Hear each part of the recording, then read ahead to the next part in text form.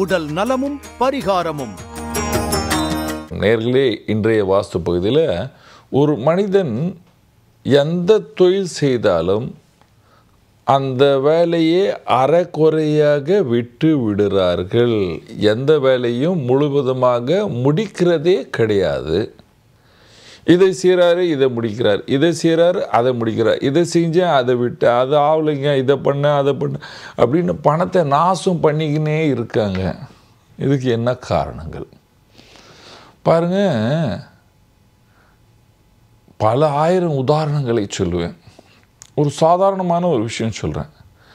ஒரு மனிதன் ஜாதகத்தில் செவ்வாய், ராகு, சூரியன், செவ்வாய், ராகு, சனி இரண்டாம் பாவத்தில் இருந்தால், நாலாவது பாவத்தில் இருந்தால், அல்லது செவ்வாய் சூரியன் 4ஆம் பாவத்தில் இருந்து ராகு 12ஆம் பாவத்தில் இருந்தால், 12ஆம் பாவத்துக்கு அதிபதியின் தசை நடந்தால், இவர்கள் நான் பெரிய பணக்காரனாக வர வேண்டும் என்று நினைத்து பல தப்பை செய்து கொண்டே இருப்பார்கள். எப்படி என்றால், ஒரு ஃபேக்ட்ரியை விற்றாங்க, சொந்தக்காரன் கூட எனக்கு அவருக்கும் ஒத்துக்கலை, வேலையை விட்டார்.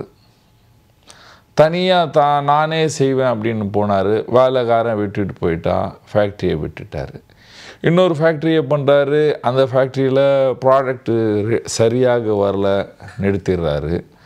அதுக்கப்புறம் வெளியே போகிறாரு, இன்னொரு வேலையை செய்கிறாரு, முடியல. இந்தியாவில் லிஸ்டட் கம்பெனியுடைய முதலாளியில் இருக்கிற 4 பசங்கள் ஒரு பையன் சக்ஸஸே ஆகலை. எது பண்ணாலும் நஷ்டம். இதுதான் ஜாதகத்தில் இருக்கிற பாப கிரகத்துடைய அமைப்புகள். இந்த பாப கிரகத்துடைய அமைப்புகள் சரி இல்லை இருக்கும் பொழுது, ஜாதகத்தில் லக்ன பலம் சரியாக இல்லை என்றால், அந்த மனிதனுடைய முயற்சியில் டிபெண்டன்சி, அதாவது அடுத்தவனை அடிமையாக்கி வேலையை செய்யலாமா அப்படின்னு இவன் நடக்கிறது. மனசில் நினைக்கிறார், இவன் நமக்கு வேலை செய்வானா, இவன் எனக்கு அடிமையாக வேலை செய்வானா, நம்ம ராஜா போட்டு வாழலாமா, அதனால் ஏற்படுகின்ற தப்புகள். இவருக்கு விஷயமே தெரியல, ஆனால் இவர் ஆரம்பிச்சிடுறாரு. சார், நான் பேங்க்கில் லோன் வாங்கிடுறேன் சார், நமக்கு வேலை கிடைக்கும், அந்த வேலையை வாங்கிட்டு இப்படி செஞ்சிடலாம். ஒருத்தர் ரிச்சி ஸ்ட்ரீட்டில் நான் கடையை திறக்கிறேன், கேமரா கடையை வைக்கிறேன், அந்த கடையை வைக்கிறேன் அப்படின்றார். என்னப்பா, உனக்கு அந்த வேலையுடைய எக்ஸ்பீரியன்ஸ் தெரியுமா? இல்லை சார், அங்கே நம்ம ஃப்ரெண்டு ஒருத்தர் இருக்கார், அவர் சொன்னார் நம்ம கடை இருக்குது, நீ வந்துடு. அப்போது அவன் ஏன் இந்த வேலையை செய்யலை? சார், அவருக்கு 4 கோடி நஷ்டம் வந்துடுச்சுன்னார். 4 கோடி நஷ்டம் பண்ணவன் நீ ஒரு 5 கோடி போட்டால் நல்ல தொழிலை செய்வானா? அவனுக்கே வேலை தெரியல. உன்னை அந்த கடனை ரெடி பண்ணுறதுக்கு இவன் பணம் போட்டால் அவன் கடன்காரனுக்கெல்லாம் பணம் கொடுத்துடுவான் இல்லையா? டிபெண்டன்சி. அடுத்தவங்கிட்ட அவனுடைய நாலேஜ் வாங்கிடலாம் அப்படின்னு நம்ம உஷாராக போகிறோம். ஆனால் நமக்கு மேலே உஷார் நம்மக்கிட்ட பார்ட்னர்ஷிப் போடுறவன் தன்னுடைய கடனை சரி பண்ணிவிடுவான், தவிர உங்களுக்கு பிரச்சனை இருந்து கொண்டே இருக்கும். பாருங்கள், ஜாதகத்தில் சந்திர பலனை கவனிக்கணும். சந்திரன் பலன் நல்லா இருக்கணும், சந்திரன் கேந்திரத்தில் இருக்கணும், அதாவது சந்திரனுக்கு குரு பார்வை இருக்கணும், லக்னாதிபதிக்கு பலம் இருக்க வேண்டும், லக்னாதிபதி பலசாலியாக இருக்கணும், கேந்திரத்தில் இருக்கணும், அல்லது குரு பார்வையால் பார்க்கப்பட்டிருக்கணும். அப்பொழுது அந்த மனிதனுக்கு ஒரு ஆத்ம தைரியம் வரும். அந்த தைரியம் கொடுக்கிறவர் சூரியன். அந்த சூரியனுடைய நிலைமையும் கவனிக்கணும். அப்பொழுது அந்த மனிதனுக்கு ஆத்ம பலம் வந்தால் அவன் தைரியமாக தொழிலை செய்வார்கள், அல்லது இந்த மாதிரி அறகுறையாக வேலை செய்வார். இன்னொரு விஷயம் இருக்குங்க, வீட்டுக்கு வடகிழக்கில் இளமையில் இருக்கின்ற கல்யாணம் ஆகி படக்கிறவங்க எல்லோருக்கும் சோம்பேறித்தனம் அதிகமாக வந்துவிடும்.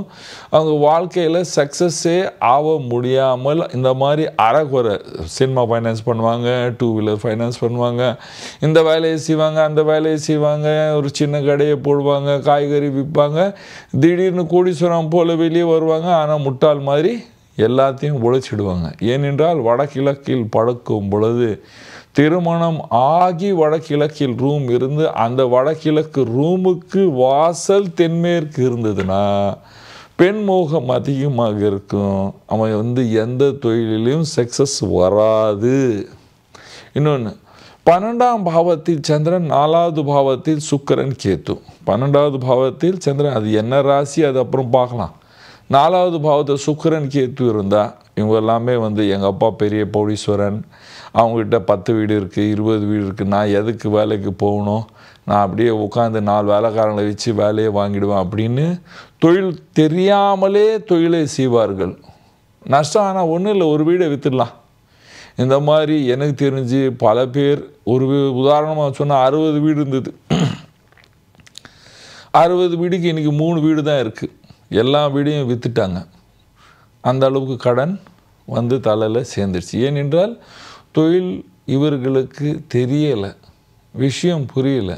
சுக்கிரன் கேத்து 4ஆம் பாவத்தில் இருக்குது, 12வது பாவத்தில் சந்திரன் இருக்கிறார். அதனால் தெரியாத தொழில் செய்கிறது, பிரச்சனையை உருவாகிறது. இதே நேரத்தில் ஜாதகத்தில் செவ்வாய் 4ஆம் 8ஆம் பாவத்தில் இருந்தால் இன்னும் அதிகமாக கோபம் விஷயத்தில் மாட்டிக்கொண்டு சில மோகத்தில் மாட்டிக்கொண்டு அவஸ்தைப்படுவார்கள்.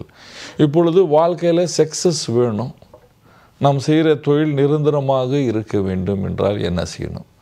ஃபஸ்ட்டு தினமும் விநாயகர் பூஜை செய்ய வேண்டும். நம் அணிகிற துணிகள் எப்பொழுதுமே லைட் கலர் துணியாக இருக்க வேண்டும். வீட்டின் வடக்கு திசையை சுத்தமாக வைக்க வேண்டும். விநாயகர் பூஜை டெய்லி செய்யணும், வடக்கு சுத்தமாக வைக்கணும். அதுக்கப்புறம் ஆஞ்சநேயர் கோயில் போய் ஆஞ்சநேயரை 4 தடவை சுற்றி விட்டு அங்கே உட்காந்து அங்கே ஒரு தீபம் ஏற்றிட்டு வரணும்.